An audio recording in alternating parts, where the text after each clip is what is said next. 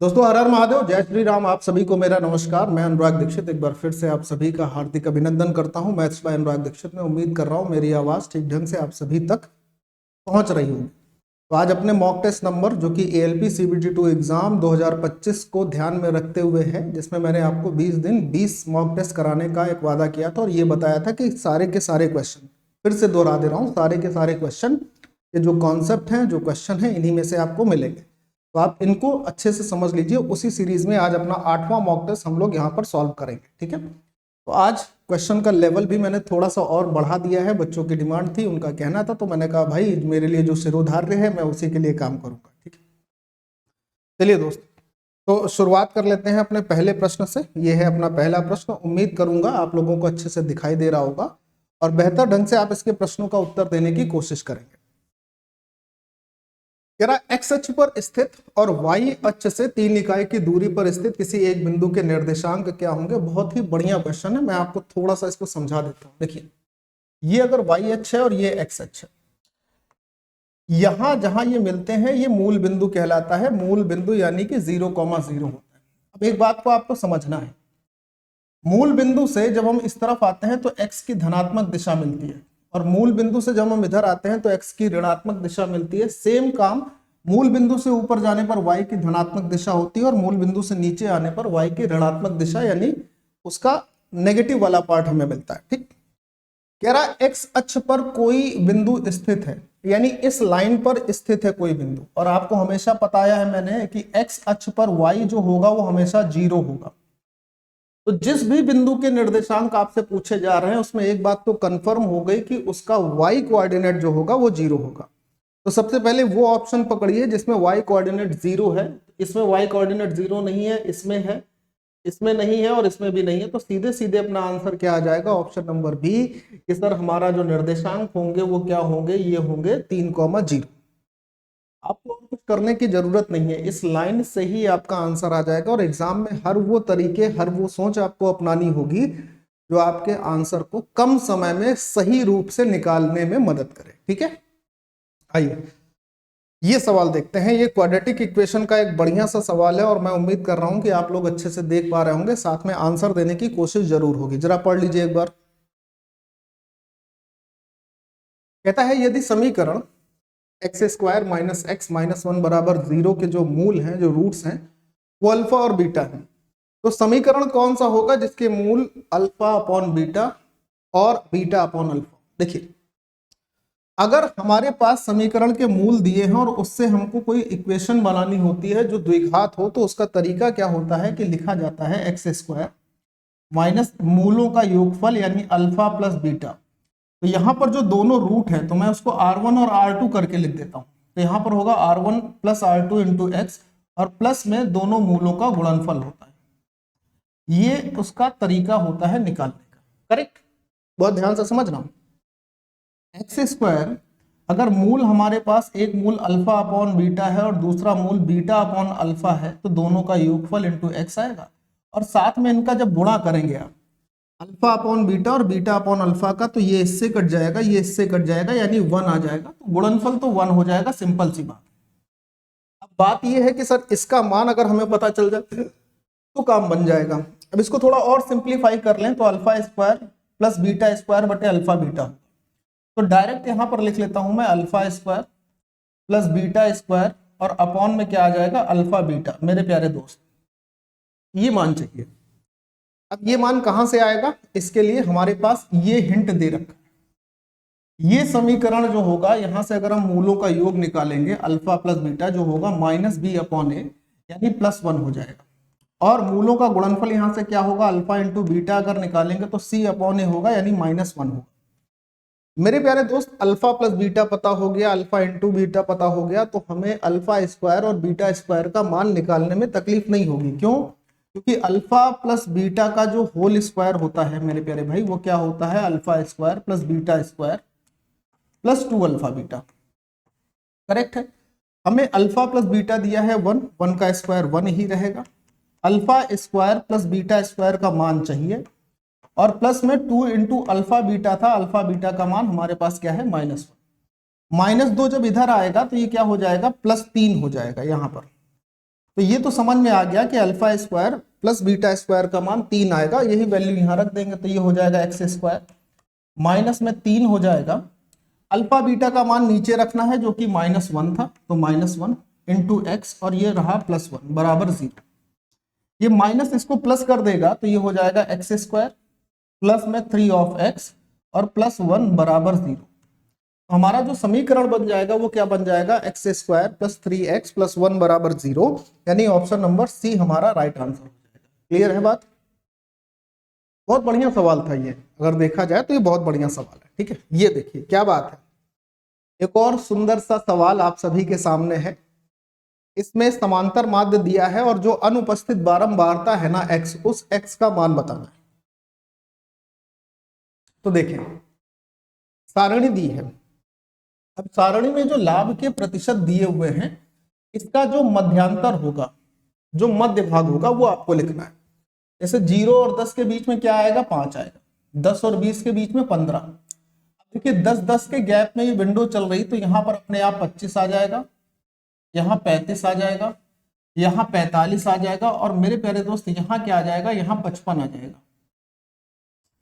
समांतर माध्य क्या होगा, समांतर माध्य जो होगा वो लाभ और दुकानों की संख्याओं के गुणनफल का योग, और वो किसके बराबर है, वो 28 है। तो 5 और 12 का गुणनफल हो गया 60, ध्यान से सुनिएगा।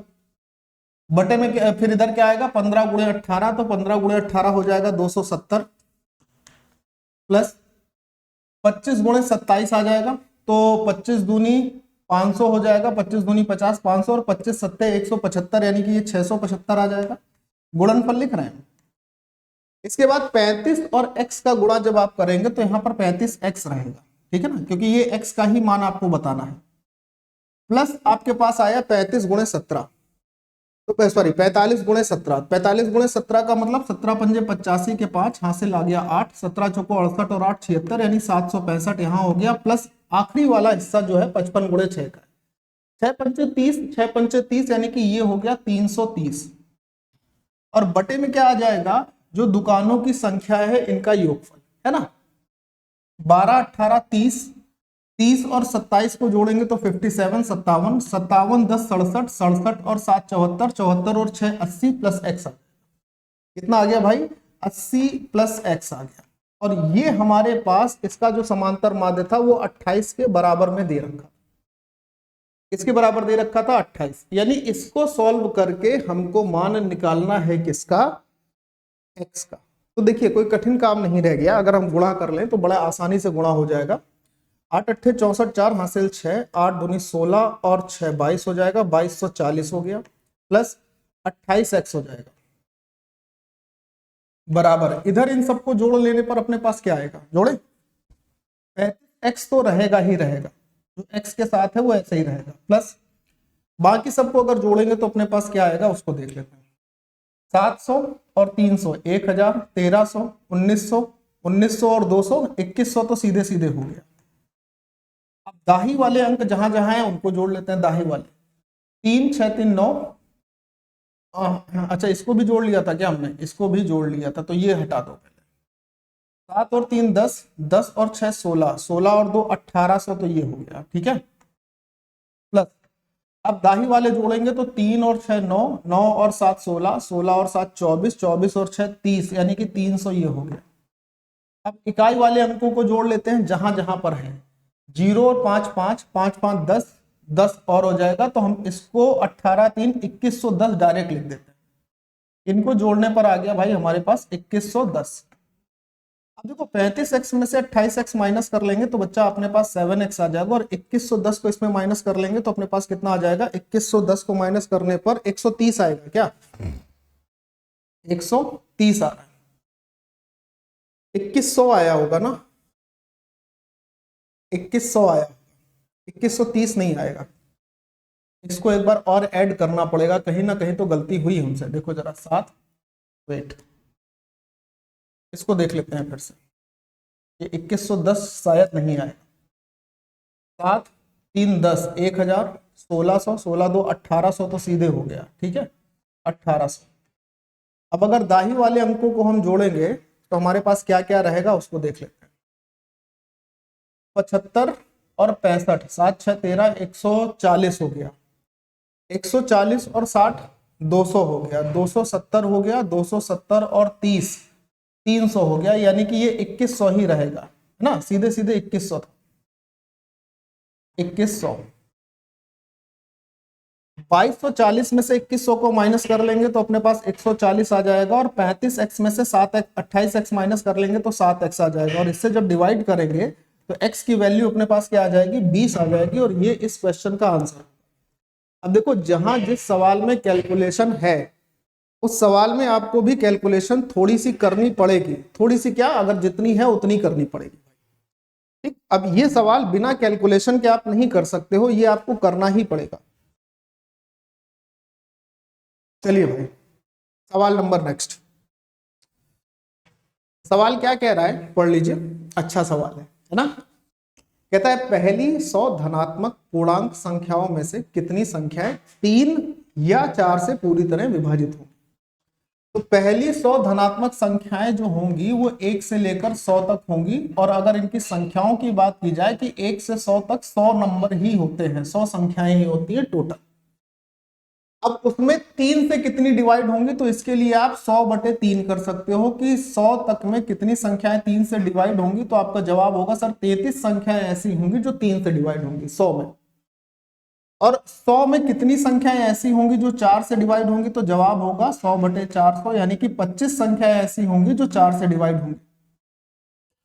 अब देखो, 3 से डिवाइड हो रही है, 4 से डिवाइड हो रही है, तो जो संख्या 3 और 4 से डिवाइड हो रही, निश्चित तौर पर उसको देखा जाए तो वो संख्या 12 से भी तो डिवाइड होगी, इनके एलसीएम से भी डिवाइड होगी। तो भाई 100 तक में कितनी संख्याएं ऐसी हैं जो 12 से भी डिवाइड हो रही, तो आपका जवाब होगा सर 100 तक में 12 8 96, यानी 8 संख्याएं ऐसी होंगी जो 100 से भी डिवाइड होंगी। अब ये पूछा गया था कि आपको सिर्फ 3 और 4 से विभाजित होने वाली ही संख्याएं बताना था। तो देखो, अब बात को समझना जरा ध्यान से भाई, बात को समझिएगा। हमारे पास टोटल 100 संख्याओं का एक समूह है, 1 से 100 तक। इसमें कुछ संख्याएं ऐसी हैं जो 3 से डिवाइड हो रही हैं, जिनकी संख्या हमारे पास 33 है, और कुछ संख्याएं ऐसी हैं जो 4 से डिवाइड हो रही हैं, जिनकी संख्या 25 है। अच्छा, दोनों में कुछ कॉमन हिस्सा भी तो आ रहा है, जो 12 से डिवाइड होने वाला है, वो कितना है, वो 8 है। 33 में अगर 8 लिख गया तो बचा कितना, 25 बचा, और 25 में से अगर 8 लिख गया तो कितना बचा, 17 बचा। कितना बचा भाई, 17। तो अब जवाब देना है कितनी संख्याएं 3 या 4 से डिवाइड होंगी, तो 25 + 8 + 17, यानी आपका जवाब होगा 3 या फिर 4 से डिवाइड होने वाली संख्याओं की संख्या कितनी है, 50 है। 25 और 17 और 8 भी 25, तो 25 और 25 50 संख्याएं ऐसी होंगी जो 3 से डिवाइड होंगी या 4 से डिवाइड होंगी। कंफर्म हो गई बात। तो आंसर क्या बनेगा, आंसर बनेगा ऑप्शन नंबर ए। ऐसी कितनी संख्याएं बनेंगी, तो जवाब मिलेगा सर ऑप्शन नंबर ए, यानी 50 संख्याएं ऐसी मिलेंगी। क्लियर है सभी? इससे ज्यादा सरल इस सवाल का कोई तरीका होता नहीं है। वैसे ये सवाल करके बताइए, ठीक है। इस सवाल को देखिए, ये आपने करणी घातांक और करणी जब पढ़ते हैं तो उसमें अक्सर ये सवाल आपको देखने को मिलता है, हमेशा है। मैं आपको क्या बोल रहा हूं, मैं आपको बोल रहा हूं कि अगर आपके पास a + √a और इसी तरीके से so on dash dash dash अनंत तक बात चली जाती है, तो a के फैक्टर करते हैं, एक फैक्टर बड़ा आएगा, मतलब a के गुणनखंड करेंगे और सहअभाज्य गुणनखंड करेंगे। तो अगर साइन प्लस का है तो बड़ा वाला फैक्टर लेते हैं, और अगर यहीं पे मेरे प्यारे दोस्त साइन होता माइनस का तो हम छोटा वाला फैक्टर यहां पर कंसीडर करते हैं, ठीक है। ये आपने पढ़ा होगा। तो अब हम अगर 110 के को प्राइम फैक्टर करते हैं तो ये होगा 11 × 10। क्या होगा भाई, 11 × 10। और चूंकि ये प्लस चल रहा है तो ऊपर संख्या में बड़ा फैक्टर लेंगे, यानी ऊपर हो जाएगा 11। नीचे आइए 506। अब 506 को देखना, ये समझना कि संख्या होगी किससे डिवाइड सर, तो भाई ये भी 11 से डिवाइड हो रहा है, यानी ये 22 × 23 लिखा है मेरे ख्याल से। 11 चौको 44, 11 छक्के 66, तो 11 ये हो गया, और यहां से अगर दे देंगे 11, हाँ 22 × 23 है, कितना है 22 × 23। ऊपर हमारे पास 11 आ चुका था, इसके फैक्टर करेंगे तो 22 × 23 रहेंगे। अब चूंकि यहाँ साइन माइनस का है तो छोटा फैक्टर ले लेंगे नीचे, यानी नीचे आ जाएगा 22, तो 11/22 का मतलब क्या होगा मित्र, 1/2 हो जाएगा, क्वेश्चन का आंसर 1/2 ऑप्शन नंबर डी के साथ जाना बिल्कुल सही रहेगा। क्लियर है? क्लियर है भाई? अच्छा, कई बार इसी सवाल में कई संख्याएं ऐसी आती हैं जिनके को प्राइम फैक्टर करना थोड़ा मुश्किल होता है या कई बच्चे नहीं कर पाते। तब तरीका क्या होगा, तब आप इसको ऐसे लिखेंगे 4a + 1, अगर प्लस साइन है तो प्लस लेंगे, माइनस साइन है तो माइनस लेंगे, अपॉन क्या लेते हैं 2a।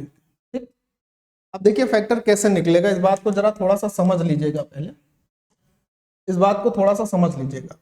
a की जगह जो संख्या लिखी है वो लिखी जाएगी, जैसे 4, ऊपर संख्या 110 लिखी थी, +1 लिखा है, और यहां साइन प्लस का था ऊपर वाली सीरीज में तो प्लस लेंगे 1, अपॉन में क्या आ जाएगा, अपॉन में आएगा 2। देखिए जरा ध्यान से, 440 और एक 441, 441 का वर्गमूल कितना हुआ 21, 21 और एक 22, 22/2 का मतलब ये 11 दे देगा। अब अगर आपको मान लीजिए कि आप 506 के फैक्टर नहीं कर पा रहे, कोई रीजन है या दिमाग में उस वक्त नहीं कौन रहा है, तो इस फॉर्मूले पर रखिए, ये फॉर्मूले पर। जब आप सर्ट्स एंड इंडिसेस हमसे पढ़ते हैं तो उसमें मैं बाकायदा प्रूफ करके दिखाता हूं कि ये ऐसा क्यों होता है, इस फॉर्मूले का यूज हम कैसे कर लेते हैं, ये बाकायदा प्रूविंग होती है। अब अगर आपको इसके फैक्टर करने थे और नहीं देख पा रहे थे, आपके इसके फैक्टर 22 × 23 होंगे, तो ये 506 का मान किसकी जगह रख लेंगे, ए की जगह। ठीक है भाई? सवाल नंबर नेक्स्ट आ गया है आपके सामने, देखिए और कोशिश करिए सवाल का उत्तर देने की कि क्या आएगा। ठीक है, कह रहा है कि ए जो है वो बी से 80% ज्यादा है। अच्छा जी, देखो जरा, ए बी से 80% ज्यादा है, इसका मतलब अगर ये 100 है तो ये 180 है, यही तो कहा गया है। ए बी से 80% ज्यादा है, तो अगर ये 100 था तो ये 180 था। इसको मैं क्या कर लेता हूं, इसको मैं 20 से काट लेता हूं 5 बार में, और इसको मैं 20 से काट लेता हूं 9 बार में, यानी ए और बी का अनुपात हमें मिल गया कि ये अनुपात 9 और 5 का रहेगा। ठीक है ना? कहता है सी जो है वो ए और बी के योगफल से 48 सही 4/7% कम है। सी का मान ए और बी के योगफल से यानी 9 और 5 से इतना कम है। अब कई लोग यहां पर इसी फ्रैक्शन में उलझ के रह जाएंगे। मैं आपको बता देता हूं, देखो फटाक से, वैसे दिमाग अगर चलाओगे तो काम बन जाएगा, नहीं तो फिर काम बनेगा नहीं। जैसे ये दिखा है 48 सही 4/7, इसको मैं कैसे तोड़ रहा हूं, इसको मैं तोड़ रहा हूं 4 × 12 सही 1/7 से। इसे तोड़ रहा हूं 4 × 12 सही 1/7 से, क्योंकि अगर 4 का गुणा करेंगे तो यही आ जाएगा, है ना? अब 12 सही 1/7% का मतलब क्या है, इसको देख लीजिए, 12 सत्ते 84 और एक 85/7% हो जाएगा ये। और अगर परसेंट का चिन्ह हटाएंगे तो नीचे आ जाएगा 100। भैया 5 से काटेंगे 17 बार में, 5 से काटेंगे 20 बार में, ये हो जाएगा 17/140, यानी कि इस 12 सही 1/7 को हम क्या लिख सकते हैं, लिख सकते हैं 17/140। और इसमें अगर 4 का गुणा कर देते हैं तो 4 से गुणा करने पर, जैसे ही आप 4 से गुणा करोगे तो ये नीचे वाले हिस्से को 35 बार में काट दें, यानी 48 सही 4/7% को हम 17/35 लिख सकते हैं। ठीक है, तो अब 17/35 डायरेक्टली इस बात को लिख लेते हैं कि ये 17/35 हो गया। मैं ये बात डायरेक्ट लिख के भी जा सकता था, निकल सकता था कि भाई इसको 17/35 लिख ले। मैं ये नहीं भी बताता कि ये कैसे आया तो भी काम चल जाता, क्योंकि एग्जाम पास में है तो हर एक पॉइंट आपको समझ आने चाहिए। ठीक है, कह रहा इनके योगफल से इतना कम है, मतलब अगर ए और बी का योगफल 35 है, बहुत ध्यान से सुनना, कहता है ए और बी का योगफल अगर 35 होता तो सी का मान उससे 17 कम होता। कितना कम होता, 17 कम होता, यानी 17, ये लिखा है ना कि कम होता, तो 35 में से 17 कम होने के बाद इसका जो योगफल ये जो सी होता ना, ये 18 होता। मैं अगर ये बोलूं कि ए और बी का मान अगर 35 होता तो सी उससे 17 कम होता, यानी सी का मान कितना होता, 18 होता, ये होता 18। अब यहां पर हमें पता ये करना है मेरे प्यारे दोस्त कि सी ए से कितने % कम है, तो सी और ए दोनों का मान चाहिए हमको। कैसे निकलेगा दोनों का मान, उसको देखो जरा। जैसे मैं ये देख रहा हूं कि यहां अगर मैं ए और बी को जोड़ता हूं यहां पर, तो ये हो रहा है हमारे पास 9 + 5 14, और यहां ये बता रहा है कि ये 35 है, तो 14 और 35 का हिसाब किताब हमें देखना है, कोई ऐसी संख्या लेकर जो इनका एलसीएम हो तो 70 है। ठीक, हम 70 बनाते हैं सब। इसको 70 बनाने के लिए 2 का गुणा करोगे तो यहाँ पे भी 2 का गुणा हो जाएगा। 9 + 5 14 अगर 70 बनाना है तो 5 का गुणा करना पड़ेगा, यानी यहाँ पे भी 5 का गुणा करना पड़ेगा मेरे प्यारे दोस्त, यहाँ पे भी 5 का गुणा करना पड़ेगा, तो यहाँ पे भी 5 का गुणा होगा। कितना होगा? 5 का गुणा। अब मेरी बात को ध्यान से समझ लीजिए, आपका जवाब आपके सामने आ जाएगा। बोले सर कैसे आ जाएगा? मैं वो समझा देता हूं आपको, ये जवाब कैसे आएगा यही समझना तो जरूरी है, नहीं तो इस सवाल में कोई दम थोड़ी ना है। भाई मैं क्या देख पा रहा हूं? मैं ये देख पा रहा हूं कि यहाँ पर 9 पंजे 45 और 5 पचम 25, 45 और 25 70 हो गया, और यहाँ पे भी ये मामला 70 दिख रहा है। ठीक, तो अगर ये 70 और ये 70 हो गया तो हम ये समझने की कोशिश करते हैं कि अगर 17/35 कम है, यानी 35 में 17 कम है तो 70 में कितना कम होगा? 34 कम होगा, तो इसका मतलब ये संख्या हमारे पास आ जाएगी 36, है ना। ये संख्या कितनी आ जाएगी? 45 और 25, 45 और ये आ जाएगी 45 और 25। अब हमसे सिर्फ ये पूछा है कि अगर ये संख्याएं आ गई तो ये पूछा है सी ए से कितने प्रतिशत कम है। देखो सी जो है वो ए से कम तो है, तो यानी मतलब हमें सी और ए से ही रखना रह गया ना। तो इसको डिवाइड कर लेते हैं, 9 चौको 36 हो गया और 9 पंजे 45 हो गया। अब आपके लिए मामला सरल हो गया, आपको ये बताना है कि 4 जो है वो 5 से कितने परसेंट कम है।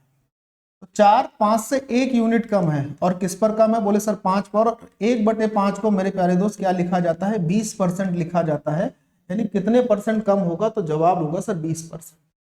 ये है तरीका सवालों को करने का। आपको कैसा लगा ये आप हमें अभी तो नहीं बता पाओगे, कमेंट बॉक्स में बताना जरूर कि ये तरीका आपको समझ में आया, या कोई इसमें आपको ऐसा लग रहा है कि भाई जद्दोजहद है। ठीक है, क्योंकि सरल तरीका यही है। चले, एक दुकानदार किसी वस्तु को 450 रुपए में बेचने पर जितनी हानि उठाता है उससे 2 गुना लाभ उस वस्तु को 900 रुपए में बेचने से कमा लेता है। वाजिबा। अगर वह वस्तु को 20% लाभ पर बेचता तो उसे वस्तु का विक्रय मूल्य ज्ञात करना है कि उस वस्तु का विक्रय मूल्य क्या होगा। अब मेरी बात को बहुत गौर से समझिएगा। देखो मैं डायरेक्ट ये सवाल आपको ऑप्शन के साथ भी बता सकता हूं, ऑप्शन के साथ, लेकिन पहले सीख लीजिए फिर ऑप्शन वाला तरीका तो मैं आपको बताऊंगा। मान लीजिए कोई वस्तु है जिसका कोई क्रय मूल्य है, इस वस्तु को हम किसी मूल्य पर बेचते हैं, यानी 450 रुपए में बेचते हैं, तो माना मैंने कि यहां पर जो हानि होती है वो 1 यूनिट की होती है। ठीक, 1 यूनिट की। और अब इसी वस्तु को अगर मैं 900 रुपए की कीमत पर बेचता हूं, 900 ही है ना, हाँ 900 की ही कीमत पर बेचता हूं, तो जो लाभ है ना उससे 2 गुना लाभ होता है। मतलब जितनी हानि हो रही है उससे यहां पर 2 गुना लाभ हुआ है, यानी हानि अगर 1 यूनिट की थी तो लाभ 2 यूनिट का। अब अगर सीपी निकल आए तो काम बन जाएगा। तो करना क्या होता है ऐसे सवालों की शॉर्ट ट्रिक ये कहती है कि दोनों विक्रय मूल्य के अंतर को लाभ और हानि के रेशियो में बांट दीजिए। दोनों विक्रय मूल्य का अंतर आएगा 450, और इसको अगर हम लाभ और हानि के रेशियो में बांटेंगे तो 2 और 1 के रेशियो में बांटेंगे, तो 2 और 1 मिलकर हुआ 3। 3 का मान अगर 450 है तो 1 का मान 150 होगा, 2 का मान कितना हो जाएगा? 300। यानी लाभ हो रहा होगा 300 का और हानि हो रही होगी 150 की। तो आप चाहो तो लिख लो कि 150 रुपए की हानि हुई होगी, और यहां चाहो तो लिख लो कि 300 का लाभ हुआ होगा। अब दोनों स्थितियों से आपका प्रश्न आ जाएगा। मैं ये कहूं कि अगर कोई वस्तु आपने 900 की बेची और उसमें आपको 300 का लाभ हुआ, तो उस वस्तु की कीमत क्या रही होगी? 900 - 300 यानी 600 रही होगी। या आप ये कह सकते हो कि अगर किसी वस्तु को 450 रुपए में बेचने पर 150 रुपए नुकसान हुआ है, तो 150 + 450 कितना होगा? 600 हो जाएगा। यानी वस्तु का क्रय मूल्य आपको पता चल गया कि 600 है। अब जिस वस्तु का सीपी आपको पता चल गया कि 600 रुपए है मेरे प्यारे दोस्त, उसे अगर आप 20% के फायदे पर बेचते हैं तो 120% पर बेचेंगे, और 120% को आप 6/5 भी लिख सकते हो। नहीं लिख सकते हो? क्या लिख सकते हो? 6/5। तो यहां पर इसको मैंने लिख दिया 6/5। 5 से इसको काटा 120 बार और 120 गुणे 6 720 आपका उत्तर हो गया। ठीक। अब अगर दोस्त यही सवाल मुझे ऑप्शन से करना होता तो फिर मैं क्या करता, उसका जरा हिसाब किताब देखो। मुझे उस वस्तु का क्रय मूल्य क्या था ये बात पता नहीं है, लेकिन मैं ये तो जानता हूं कि जो भी क्रय मूल्य आएगा उसको 20% पर बेचना रहेगा, है ना। और 20% का मतलब अगर 1/5 होता है तो मतलब यह है कि जिस वस्तु का क्रय मूल्य 5 के रेशियो में होगा उसे मैं 6 के रेशियो में बेचूंगा। यानी वस्तु का विक्रय मूल्य 6 से कटने वाली संख्या होनी चाहिए। तो अब 6 से कटने वाली संख्या ये थी, ये थी, ये नहीं थी और ये थी, मतलब एक गलत ऑप्शन अपने पास से गया। अब मान लीजिए कि मैं पहला ही ऑप्शन उठा के इसको सॉल्व करता, तो मैं ये बोलता कि अगर मैं वस्तु का विक्रय मूल्य 720 मान लिया होता पहले ऑप्शन से, 6 का मान 720, 1 का मान 120, 5 का मान 600, मुझे ये पता चल जाता कि उस वस्तु का क्रय मूल्य 600 होता। और इस 600 को 2 बार बेचा गया है, एक बार 450 का बेचा गया था और एक बार 900 का बेचा गया था। तो जब 600 की चीज 900 की बेची जाएगी तो 300 रुपए का लाभ होगा, और जब 600 की चीज को 450 रुपए में बेचा जाएगा तो 150 रुपए की हानि होगी। यहाँ लाभ होगा, यहाँ हानि होगी। अब आप देख लो सवाल खुद ही कि होने वाला जो लाभ है वो होने वाली हानि का 2 गुना आ रहा है कि नहीं आ रहा है। तो आप बोलोगे आ तो रहा है सर, और ये तभी आ रहा है जब आपने आंसर वही लिया हो जो सही ऑप्शन हो। तो हमारा करेक्ट आंसर क्या हो जाएगा, 720 हो जाएगा। क्लियर है। तो आप चाहे ऐसे करिए चाहे ऐसे करिए, दोनों ही तरीके आपको आने चाहिए। आपके तर्कश में हर एक तीर होना चाहिए। सवाल नंबर नेक्स्ट, त्रिकोणमिति। कह रहा cos 3x plus cos x upon में sin 3x minus sin x, और आंसर क्या होगा, व्यंजक का मान क्या होगा। अच्छा, कई बार क्या होगा, यहां पर बच्चा ऊपर देखेगा कि c प्लस डी है तो cos c plus cos d का फॉर्मूला लगाएगा, नीचे sin c minus sin d का फॉर्मूला लगाएगा, और लगा के अपना फॉर्मूला अगर नहीं याद है तो फिर वो कहेगा सवाल हो ही नहीं पाएगा। मैं आपको एक तरीका बताता हूं, ध्यान से सुनना। आप x का कोई ऐसा मान यहां पर सोच लीजिए जिसको यहां पर रखने पर cos उतने की वैल्यू पता हो और यहां पर रखने पर sin उतने की वैल्यू पता हुआ। तो मैं बोला भाई अगर मैं x का मान 30 डिग्री रख लेता हूं तो ये क्या हो जाएगा, cos 90 हो जाएगा। भाई 30 गुणे 3 90, और cos 90 का मान क्या होगा, जो sin 0 का होता है यानी 0 होगा। यहां पर x का मान अगर 30 रखेंगे cos 30 हो जाएगा, और cos 30 का मान होता है √3/2। नीचे आइए, sin 90 का मान 1 हो जाएगा, माइनस sin 30 का मान 1/2 हो जाएगा। ऊपर हमारे पास क्या मिलेगा, ऊपर हमारे पास मिलेगा √3/2, और नीचे क्या मिलेगा, 1 में से 1/2 घटाएंगे तो 1/2 ही आएगा। अब यहां पर 2 से 2 का काम खत्म, हमारे पास फाइनली क्या बचा, √3 बचा। अब वो ऑप्शन उठाना है आपको जिसमें x का मान 30 रखने पर वो √3 बनाता हो जाएगा, सवाल खत्म हो जाएगा। sin 30 का मान क्या √3 होता है, नहीं होता है। cot 30 का मान √3 होता है, आप बोलोगे यस सर होता है, cot 30 का ही मान √3 होता है। आगे के ऑप्शन को देखने की जरूरत नहीं पड़ेगी। आंसर क्या बन गया, ऑप्शन नंबर बी बन गया। इससे ज्यादा सरल तरीका इस सवाल का अगर किसी बच्चे को पता है तो मुझे कमेंट बॉक्स में लिख देना कि सर इससे ज्यादा भी सरल एक तरीका हो सकता है, और वो ये है। ठीक है, ये आइए अगला सवाल। कहता है 6 वर्ष पूर्व माधुरी का विवाह हुआ था, वर्तमान में उसकी आयु, विवाह के समय उसकी आयु का 1/4 गुना है। उसके पुत्र की वर्तमान आयु उसकी वर्तमान आयु का 1/10 गुना है, तो उसके पुत्र की आयु ज्ञात करिए। तो बहुत सरल सवाल है। तो जिस समय माधुरी का विवाह हुआ था उस समय की आयु और आज की आयु के रेशियो ये दिए हैं। 1/1/4 का मतलब क्या होता है, 1/1/4 का मतलब होता है 5/4। इसका मतलब जब उसकी विवाह हुआ था तब उसकी आयु जो थी वो 4 के रेशियो में थी, और आज उसकी आयु कितने के रेशियो में है, 5 के। सिंपल सी बात है। तो उम्र का अनुपात कितने यूनिट बढ़ता दिखाई दे रहा, तो आप बोलोगे सर 1 यूनिट बढ़ा है। उम्र का जो रेशियो है वो कितने यूनिट बढ़ा, 1 यूनिट। क्यों, क्योंकि उसका विवाह तो 6 साल पहले हुआ था ना। तो जो एज का अंतर है वो वर्ष में 6 वर्ष है, और यूनिट में कितना है, 1 यूनिट है। तो 1 यूनिट का मान हो गया 6 वर्ष। 6 चौको 24, यानी जब उसका विवाह हुआ होगा वो 24 साल की होगी, और 6 पंचे 30, यानी आज की डेट में वो 30 साल की। उसका जो पुत्र है ना, वो उसकी वर्तमान आयु यानी 30 साल का 1/10 है, तो 30 का 1/10 कितना हो जाएगा, 3 वर्ष हो जाएगा। नहीं, वर्तमान में माधुरी के पुत्र की उम्र कितनी होगी, 3 वर्ष होगी। लीजिए सवाल खत्म हो गया। ठीक है, मैं आपको एक सजेशन देता हूं, अर्थमेटिक को स्ट्रॉन्ग करने के लिए आप 2 चैप्टर पर अच्छे से कमांड करिए, एक परसेंटेज पर और एक रेशियो पर।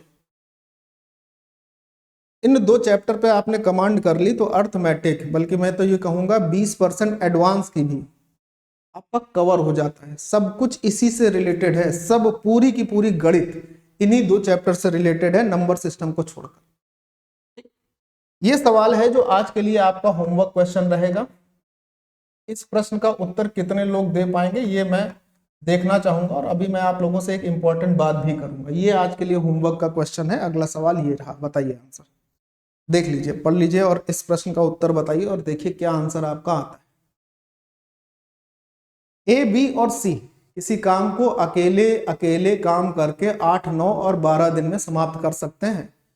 सी अकेला काम करना शुरू करता है और 1 दिन के बाद बी उसके साथ जुड़ जाता है। ठीक है, काम शुरू होने के 3 दिन के बाद ए भी उनके साथ जुड़ गया। अच्छा, काम शुरू होने के 3 दिन के बाद, तो पूरा काम कितने दिन में समाप्त हो जाएगा? अच्छा प्रश्न है, बढ़िया प्रश्न है। वीडियो को यहीं रोकना पहले और खुद से एक बार कोशिश करना इस सवाल को लगाने की, और ये देखिएगा कि कितने समय में आप कर पाते हो। मैं आपको बताना शुरू कर रहा हूं। देखो, 8, 9 और 12 का एलसीएम आ जाएगा 72, यानी हमारे पास टोटल वर्क हो गया 72। 8 9 72, 9 8 72, 12 6 72। ए की क्षमता 9 है, बी की क्षमता 8 है, सी की क्षमता 6 है। अब सी ने काम करना शुरू किया तो सी 1 दिन में 1 काम करता है। सी ने काम करना शुरू किया, 1 दिन काम किया। अब सी के साथ कौन आ गया? सी के साथ 1 दिन के बाद बी आ गया, तो अब सी प्लस बी हो गए। और काम शुरू होने के 3 दिन के बाद इनके साथ ए आया है। 3 दिन के बाद, इसका मतलब क्या होगा? यही लाइन समझने वाली है। जब काम शुरू हुआ तो उसके 3 दिन के बाद ए आया है, तो काम शुरू होने के 1 दिन तक तो सी रहा है। इसका मतलब सी और बी ने 2 दिन काम किया होगा, तब टोटल 3 दिन हुए होंगे और फिर ए जुड़ा। यही तो बात है। तो सी 1 दिन में 6 काम करता है, 6 एकम 6 हो जाएगा। सी और बी मिलकर 1 दिन में 14 काम करेंगे और 14 दूनी 28 काम यहां पर हो जाएगा। तो अब जो काम होगा वो तीनों मिलकर करेंगे, लेकिन काम बचा कितना ये देख लेते हैं। 28 और 6 34 यूनिट काम हो गया। कितने में से? 72 में से 34 यूनिट काम हो गए। अब 72 में से अगर 34 यूनिट काम हो गया तो मेरे भाई बचा काम कितना है जिसे ये तीनों मिलकर करेंगे? तो 12 में से 4 8 आ जाएगा और 6 में से 3 3 आएगा। 38 यूनिट काम बचा। इस 38 यूनिट काम को कौन कौन कर रहा है? ये तीनों मिलकर कर रहे हैं, और तीनों की क्षमताएं ये दी हैं, तो 9 8 17 और 6 24 हो जाएगा। 17 और 6 23, मतलब तो 23 से इस काम को किया जाएगा तो 1 सही 15/23 दिन का समय लगेगा। कितना समय लगेगा? 1 सही 15/23 दिन का। अभी पूछा था कुल कितना काम कितने समय में हुआ, तो भाई पहले 1 दिन सी ने किया, फिर 2 दिन सी और बी ने किया, और फिर आखिरी के 1 सही 15/23 दिन तीनों ने किया। तो टोटल कितना समय लगा? तो 2 1 3 1 4, 4 सही 15/23 दिन में पूरा काम हो जाएगा। ऑप्शन डी आपका जवाब। क्लियर है बात? ये भी अच्छा क्वेश्चन था, टाइम एंड वर्क का। ऐसे क्वेश्चन इस वक्त ट्रेंडिंग में है। आप अगर सही से 2024 में जितने भी रेलवे के एग्जाम हुए हैं, अगर उनके प्रश्न पत्रों को उठाते हैं अभी 2024 वाले, तो उसमें आपको टाइम एंड वर्क में इस प्रकार के क्वेश्चन देखने को मिल जाएंगे। ठीक है, 14वां सवाल, नेक्स्ट सवाल, मतलब 14वां क्या, नेक्स्ट। दोनों स्थानों के बीच की दूरी 21 किलोमीटर है। अच्छा, दोनों स्थानों के, 2 स्थान है, उनके बीच की दूरी 21 किलोमीटर है। 2 व्यक्ति एक ही समय पर एक स्थान से दूसरे स्थान की ओर चलना शुरू कर देते हैं। ठीक है, दूसरा व्यक्ति जो है वो पहले दूसरे स्थान पर पहुंचता है। दूसरा वाला व्यक्ति पहले पहुंच जाता है और उसी समय पहले स्थान की ओर वापस चलना शुरू कर देता है, और रास्ते में बिंदु आर पर पहले व्यक्ति से मिलता है। यदि दोनों व्यक्तियों की गति 3 और 4 किलोमीटर प्रति घंटे हो तो पहले बिंदु से बिंदु आर की दूरी ज्ञात करिए। आप समझना जरा सवाल। हमारे पास ये पहला बिंदु है, इसको मैं ए मान लेता हूं। यहां से दो व्यक्ति चलना शुरू करते हैं, एक ये व्यक्ति हो गया, एक ये व्यक्ति हो गया। इसकी गति 3 किलोमीटर प्रति घंटे है और इसकी गति 4 किलोमीटर प्रति घंटे। कहाँ के लिए जा रहे हैं? बोले सर ये स्थान बी के लिए जा रहे हैं। तो हमने कहा ठीक है, बी के लिए जा रहे हैं, इनको चलने दो। अब जो दूसरा वाला व्यक्ति है जिसकी गति थी 4 किलोमीटर प्रति घंटे, ये चलते चलते चलते चलते, देखना जरा, ऐसे ऐसे ऐसे ऐसे ऐसे ऐसे ऐसे ऐसे ऐसे ऐसे चलते चलते यहां तक पहुंच गया, बी तक। और पहुंचने के बाद तुरंत यहां से ये वापस आने लगा, तुरंत वापस भी आ रहा है, ऐसे ऐसे आ रहा है। और यहां कहीं पॉइंट है आर, ये है बिंदु आर मान लीजिए। यहां पर आकर ये पहले वाले व्यक्ति से मिलता है जो यहां से चल के जा रहा था, पहले वाले व्यक्ति से मिला। आपसे ये पूछ रहा है, आपको बताना क्या है? आपको बताना ये है कि पहले स्थान से इस बिंदु आर के बीच की जो दूरी है वो क्या है। तो मेरी भाई, मेरी बात को अगर आप ध्यान से सुन ले, समझ ले, तो आपका काम आसान हो जाएगा। क्या काम आसान हो जाएगा वो देख लीजिए। आप सिर्फ समझिए। देखो, जितने समय में बिंदु ए से ये दूसरा व्यक्ति यहां तक पहुंचा होगा और यहां से यहां तक आया होगा, जितना टाइम लेके, उतने ही टाइम में ये वाला व्यक्ति, पहले वाला व्यक्ति यहां से यहां पहुंच पाया होगा। क्यों ऐसा हुआ होगा? ऐसा इसलिए हुआ होगा क्योंकि दूसरे की चाल ज्यादा है, पहले की चाल कम है। तो दोनों के लिए जो टाइम है ना वो कांस्टेंट है। जितने समय में दूसरा वाला व्यक्ति पहुंचकर वापस पहुंचा है, उतने ही समय में पहला व्यक्ति सिर्फ यहां से यहां तक आया। तो टाइम क्या है? कांस्टेंट। और मेरे प्यारे दोस्त, चाल, समय और दूरी में आपने ये कॉन्सेप्ट पढ़ा होगा कि अगर टाइम कांस्टेंट होता है तो जो स्पीड का रेशियो होता है, जो चाल का अनुपात होता है, वही अनुपात किसका होता है? दूरी का भी होता है। तो इनकी चाल के जो रेशियो होंगे वो होंगे 3 और 4। तो इसका मतलब यही इनके द्वारा तय की गई दूरी का अनुपात हो जाएगा। तो दूरी का अनुपात अगर 3 और 4 हो गया तो 4 और 3 कितना हो जाएगा? 7 यूनिट। और टोटल दूरी भाई अपने पास थी कितनी? 21 किलोमीटर ही थी। 7 का मान अगर 21 है तो 1 यूनिट का मान 3 होगा। तो 3 तीजा 9 होगा और 4 चौको 16 होगा। अब आपसे पूछा है बिंदु आर से पहले स्थान की दूरी बता दीजिए कि बिंदु आर से पहले स्थान की दूरी क्या होगी, मतलब यहां से यहां तक की दूरी क्या होगी, ये आपसे पूछ रहा है। तो अब आपको ये सिर्फ बताना रह गया कि ये दूरी क्या है ना। टोटल दूरी थी 21 किलोमीटर, ये आपको कंफर्म हो गई। उसमें से ध्यान से सुनिएगा, जो टोटल दूरी 21 किलोमीटर की थी उसमें से दूसरा वाला कितना चला, पहला वाला कितना चला। तो उसमें से अगर हम ये देखते हैं, 7 तीजा 21, 3 चौको 12 हो गई है, ठीक है। उसमें से दूसरे व्यक्ति ने कितना चला है? 12 किलोमीटर, जब वो यहां से यहां तक आया फिर ये आ गया। और पहले व्यक्ति ने कितना चला? सिर्फ 9 किलोमीटर, यहां से यहां तक चला है सिर्फ, है ना। तो अब आपसे जो पूछा गया वही तो आपको बताना था कि find the distance of the point R from the first point if the speed of both person is 3 and 4 kilometre from the first point, पहले बिंदु से R की दूरी क्या होगी, बस इतना बताना। अब तो आंसर दे पाओगे ना? ये ऑप्शंस में से क्या ऑप्शन आंसर दिल मिलेंगे? नहीं दे पाओगे? ये भी बता देता हूँ, थोड़ा सा समझ लेना। मजेदार चीज है, क्लियर हो ही जाएगी, ऐसा नहीं कि नहीं होगी, ठीक है।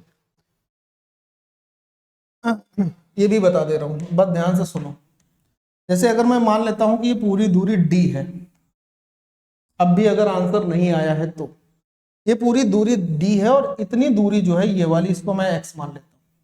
तो दूसरा वाला जो व्यक्ति है वो यहां से यहां तक d गया और फिर x और आया, तो d प्लस x 12 किलोमीटर के बराबर। और पहला वाला जो व्यक्ति था इस पूरी d दूरी को ही नहीं तय कर पाया, उसमें से अभी भी उसका x बाकी है, तो d माइनस एक्स जो है वो आपके पास 9 है, ठीक है। तो अब आपको बताना था कि ये दूरी क्या होगी। अब तो निकाल लोगे ना? निकाल के कमेंट बॉक्स में मेरी गुजारिश है, कि निकाल के कि पहले स्थान से ये दूरी क्या होगी, ये जवाब मुझे प्लीज दीजिएगा, ठीक है। नेक्स्ट क्वेश्चन ये है, एक नाविक कुछ दूरी नदी के धारा की दिशा में 2 घंटे में तय करता है और धारा की विपरीत दिशा में उतनी ही दूरी को तय करने में 5 घंटे का समय लेता है। यदि नदी का जो बहाव है, यानी speed of flow, speed of current जो है वो 12 किलोमीटर प्रति घंटा है, तो शांत जल में नाव की चाल क्या होगी? मेरे प्यारे दोस्त देखो क्या कह रहा है कि नाव के साथ जब धारा चलती है, यानी नाव की दिशा में उसको कोई एक निश्चित दूरी तय करने में 2 घंटे का समय लगता है, और धारा के विपरीत उसी दूरी को, सेम दूरी को तय करने में उसे 5 घंटे का समय लगता है। तो जब दूरी सेम होती है तो जो रेशियो समय का होता है उसका जस्ट विपरीत रेशियो किसका होगा? स्पीड का होगा, चाल का होगा। ये चाल का रेशियो क्या हो जाएगा? 5 और 2। यानी धारा के साथ अगर हम देखेंगे तो चाल 5 के रेशियो में होगी और धारा के विपरीत देखेंगे तो चाल 2 के रेशियो में। ये बात कंफर्म हो गई। अब आप चाहो, जैसे इसमें किसकी चाल दी है? बहाव की चाल दी है, नाव की चाल निकाल दी है। तो नाव प्लस धारा, इसके लिए रेशियो दिया है 5 बटे नाव माइनस धारा, इसके लिए रेशियो आपके पास है 2। चाहो तो आप इसको सॉल्व कर लो, बी का मान निकाल लो जो नाव की गति होगी, इसको सॉल्व करके, जो कि ये भी कठिन काम नहीं है। यहां पर आप CND लगा सकते हो, कंपोनेंडो डिविडेंडो। तो क्या होगा कंपोनेंडो डिविडेंडो में? b बटे 12, 5 और 2 7 ऊपर हो जाएगा, 5 माइनस 2 3 नीचे हो जाएगा, तो 3 चौको 12 होगा और 4 सत्ते 28 हो जाएगा। यानी शांत जल में जो नाव की चाल होगी वो कितनी होगी? 28 किलोमीटर प्रति घंटे होगी। आप अगर चाहते ये ना करना पड़े तो ऑप्शन का इस्तेमाल करके काम कर सकते थे, जहां पर रेशियो आपको 5 और 2 मिल जाता, जिस ऑप्शन से वही आंसर हो जाता। ये भी काम करा जा सकता था। ठीक है, चलिए आगे बढ़े। देखें, कोई धनराशि निवेश के लिए 20% चक्रवृद्धि पर दी जाती है, ब्याज की गणना वार्षिकी की जाती है। अच्छा, कंपाउंडेड एनुअली। ठीक है, यदि ब्याज की गणना छमाही रूप से की जाए तो 2 वर्ष में 723 रुपए अधिक मिलते हैं, तो बताइए वो धनराशि क्या है? ये तो सवाल बहुत बढ़िया है। बस बेसिक कॉन्सेप्ट, जो डेटा याद रखने के लिए मैं हमेशा कहता हूं ना, वही याद रखना है इस सवाल। देखो क्या है कि 20% की दर से अगर 2 वर्ष का चक्रवृद्धि ब्याज निकाला जाएगा तो 20% की दर से 2 वर्ष का चक्रवृद्धि ब्याज होगा 44%। अब अगर छमाही कैलकुलेट किया जाए तो ये जो 20% की दर होगी ये 10% हो जाएगी, आधी हो जाएगी। लेकिन समय 2 से कितने वर्ष का हो जाएगा? 4 वर्ष का हो जाएगा। तो 10% की दर से 4 वर्ष का चक्रवृद्धि ब्याज, अगर ये डेटा आपको याद है कि ये 46.41% होता है, तो सवाल आपका बड़ी तेजी से आ जाएगा। और अगर नहीं याद है, ये डेटा नहीं याद है, तो आप 10% की दर से 4 वर्ष का चक्रवृद्धि ब्याज कैलकुलेट करने में ही समय लेंगे बस, और इस सवाल में कुछ है नहीं। तो देखो, जो ब्याज यहां मिल रहा था और जो ब्याज यहां मिल रहा है, इनके बीच में अंतर मिल रहा है हमको 2.41% का, और रुपए में ये किसके बराबर है? 723 रुपए के बराबर है। 723 ही दिया है ना? हाँ, दशमलव हटा के हम 2 जीरो बढ़ा लेंगे और 241 से 723 को 3 बार में काट लेंगे तो ये 300 हो जाएगा। यानी 1% की जो वैल्यू है वो हो जाएगी 300 रुपए। तो कहा था वो धनराशि ज्ञात करिए, और कोई भी चीज अपने आप में 100% की होती है। 1% का मान 300 है, 100% का मान बच्चा कितना हो जाएगा? 30,000 हो जाएगा, और सवाल यहां पर समाप्त हो जाएगा। अगले सवाल के लिए मैं आपकी स्क्रीन पर नया क्वेश्चन ला दूंगा, और आ गया है। ठीक है, चले। कह रहा है कि 1062, 1134 और 1122 को किसी बड़ी संख्या x से डिवाइड किया जाता है। कोई बड़ी संख्या होगी जिससे ये डिवाइड किया जा रहा है। ठीक है, तो प्रत्येक मामले में शेषफल y प्राप्त होता है। कह रहा x माइनस वाई का मान क्या होगा? अब देखो क्या है ना कि अगर हर एक कंडीशन में y शेषफल मिल रहा है, तो ऐसे में हमें क्या करना होता है? दी हुई संख्याओं के अंतर का HCF निकालना होता है ना? 1134 में से अगर मैं 1062 को माइनस कर लूंगा तो हमारे पास क्या आ जाएगा? 28, इधर 72 आ जाएगा। इन दोनों का अंतर कितना आ जाएगा? 72 आ जाएगा, 72। 1182 में 1134 को माइनस कर लेंगे तो हमारे पास कितना आ जाएगा? 1182 में 1134 को माइनस कर लेंगे तो 48 आ जाएगा।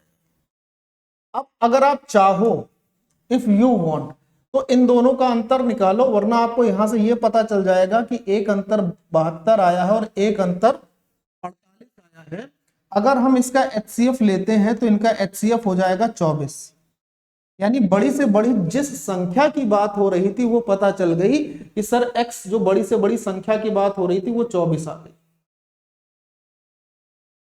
अब दूसरा काम क्या है कि जो शेषफल है ना y हमें निकालना है। तो किसी भी एक संख्या को, जैसे कि 1062 था, इसको हम 24 से डिवाइड करके ये देख लेते हैं कि यहाँ पर शेषफल क्या आएगा, वो y का मान हो जाएगा। ठीक है, 24 चौको 96, 10 बचेगा 102, 24 चौको 96, यानी कि 102 और 96 के बीच का अंतर आएगा 6। तो शेषफल जो 6 आया वही y हो जाएगा।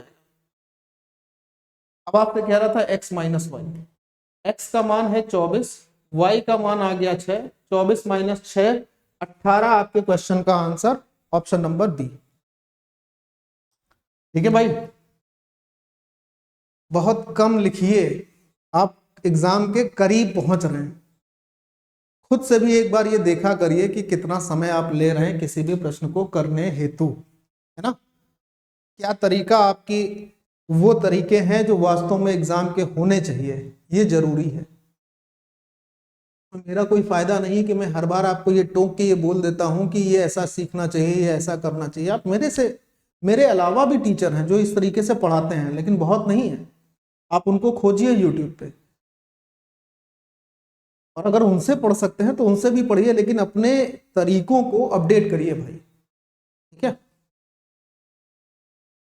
एक इमारत के ऊपर एक ही तरफ जमीन पर दो बसों के अवनमन कोण 60 और 30 डिग्री देखे जाते हैं। यदि बसों के बीच की दूरी दी है तो इमारत की ऊंचाई क्या होगी।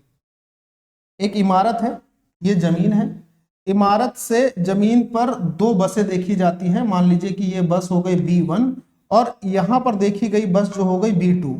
इनके जो अवनमन कोण है, एंगल ऑफ डिप्रेशन जो है वो 60 डिग्री है और 30 डिग्री है। मतलब ये 60 डिग्री हो जाएगा और ये कितना हो जाएगा, 30 डिग्री हो जाएगा। करेक्ट, दो बसों के, इन दोनों बसों के बीच की दूरी 420√3 मीटर है। इन दोनों बसों के बीच की दूरी को हमने लिख दिया यहां पर ये।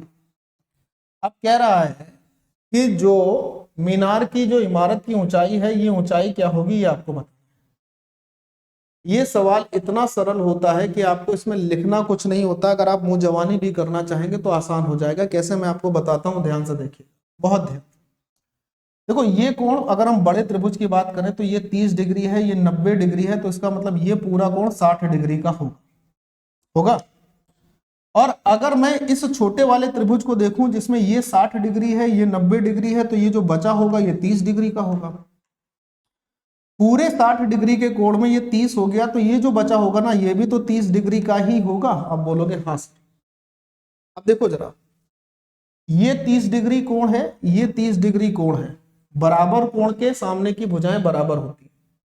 तो यहां पर 30 डिग्री के सामने की भुजा ये है 420√3। तो ये 30 डिग्री के सामने की जो ये भुजा होगी, ये वाली जिसको मैंने ग्रीन कर दिया है, इसकी लंबाई भी कितनी होगी, 420√3 होगी। हाँ सर होगी, बिल्कुल होगी 420√3। अब किसी भी 90 डिग्री के ट्राइंगल में अगर आपको एंगल 30 डिग्री, 60 डिग्री और 90 डिग्री दिखाई देते हैं, इसको याद रखिए। तो 30 डिग्री के सामने की भुजा 1 के रेशियो में होती है, 60 डिग्री के सामने की भुजा √3 के रेशियो में होती है और 90 डिग्री के सामने की भुजा 2 के रेशियो में होती है। इसको याद कर लीजिए, याद कर लेंगे तो फायदा रहेगा।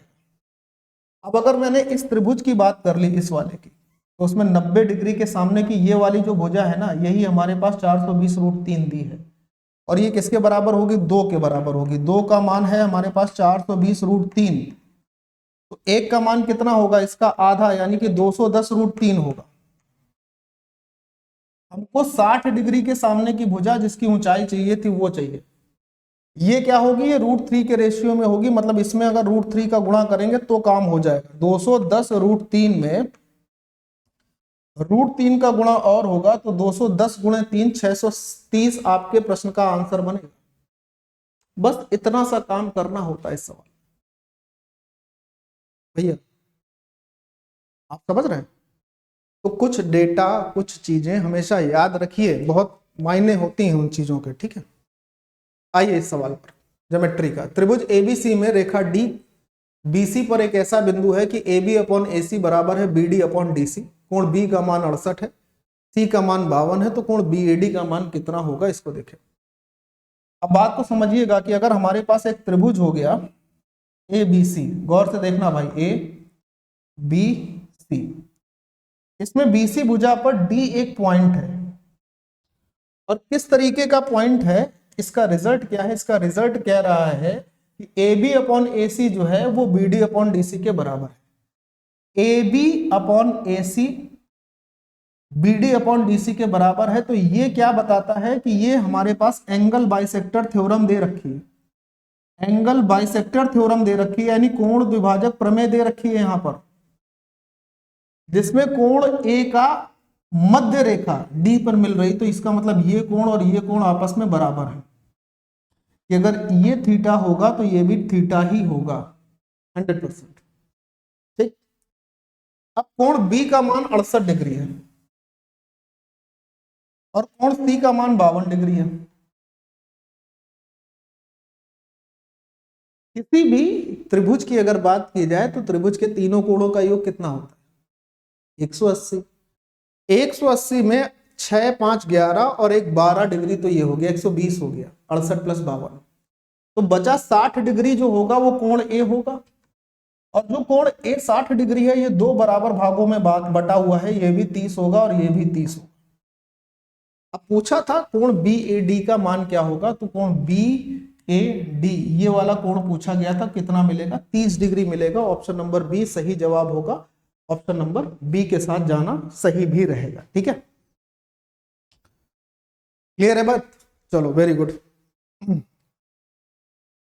दो धनात्मक संख्याओं के समांतर माध्य और गुणोत्तर माध्य का योग उन संख्याओं के अंतर के बराबर है। वाह, उन संख्याओं का अनुपात क्या होगा। देखिए, जब कभी भी समांतर माध्य की बात आती है, दो संख्याओं का जो समांतर माध्य होता है उन दोनों संख्याओं के योग का आधा होता है, और दो संख्याओं का जो गुणोत्तर माध्य होता है जीएम, उन दोनों संख्याओं के गुणनफल के वर्गमूल के बराबर होता है। ये क्या है, ये इनका समांतर माध्य है, अर्थमेटिक मीन है। ठीक है, समांतर माध्य है। तो अब इस सवाल को करने के लिए आपको कोई संख्याएं वगैरह नहीं माननी है, आपके पास जो ऑप्शन है ना उसका इस्तेमाल कर लीजिए, गेम खत्म कर दीजिए। जैसे पहला ऑप्शन है 9 और 1, हमने कहा कि पहली संख्या 9 होती, दूसरी संख्या 1, तो इनका समांतर माध्य क्या होता, 9 और 1 10, 10 बटे 2 का मतलब 5। गुणोत्तर माध्य क्या होता, 9 गुणे 1 9, 9 का वर्गमूल 3। कह रहा है दोनों संख्याओं के समांतर और गुणोत्तर माध्य का योग उन संख्याओं के अंतर के बराबर है। अगर समांतर माध्य और गुणोत्तर माध्य का जो योग निकाला जाए वो क्या आएगा, 8। ये 8 जो आया है वो उन्हीं दोनों संख्याओं के अंतर के बराबर आ रहा है, 9 और 1 के अंतर के ही बराबर तो आ रहा है, और यही इस सवाल में ही कहा गया था। तो सवाल की कंडीशन फुलफिल करने वाला ऑप्शन अपने पास पहला ही मिल गया हमको, अगर हमने पहला चेक किया। अब आगे हमें चेक ही नहीं करना है, क्योंकि सवाल की सभी कंडीशन हमें इसी में फुलफिल होती मिल गई, तो आगे हम चेक ही नहीं करेंगे, ये अपना आंसर हो जाएगा। ठीक है भाई, वेरी गुड। चलिए ये सवाल देख लीजिए।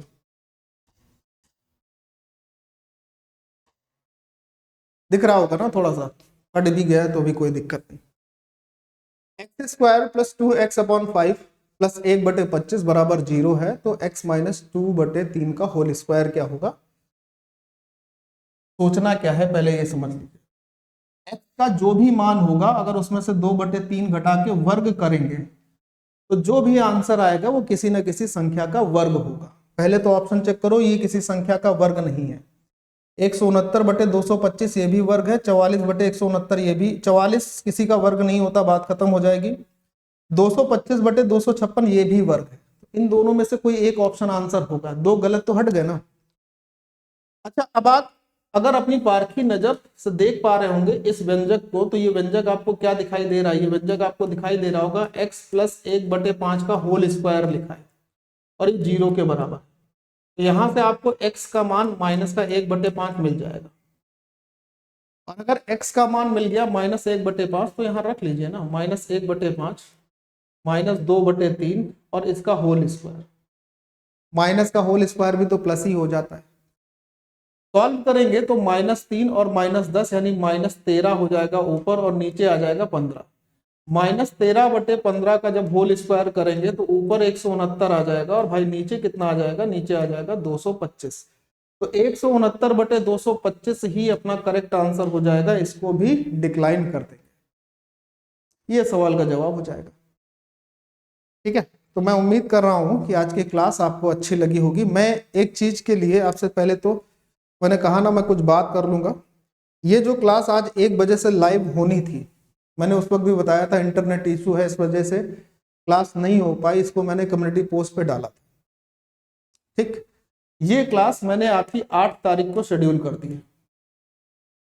अब ये क्लास आपको 8 तारीख को मिलेगी कंप्लीट वैल्यू के साथ। ठीक, 1 बजे से 1 बजे से ये क्लास मिल जाएगी आपको 8 तारीख को कंप्लीट मैथ के साथ। मैं उम्मीद करता हूं, कभी कभी कोई टेक्निकल इशू हो जाते हैं जिसमें मेरा भी यार वो नहीं हो पाता है, मतलब कंट्रोल नहीं होता है, तो मैं करूं क्या। ठीक है, तो उसके लिए तो क्षमा चाहेंगे। चैनल पर अगर आप नए हैं तो चैनल को लाइक जरूर कर लीजिएगा, शेयर जरूर कर लीजिएगा, फॉलो जरूर कर लीजिएगा।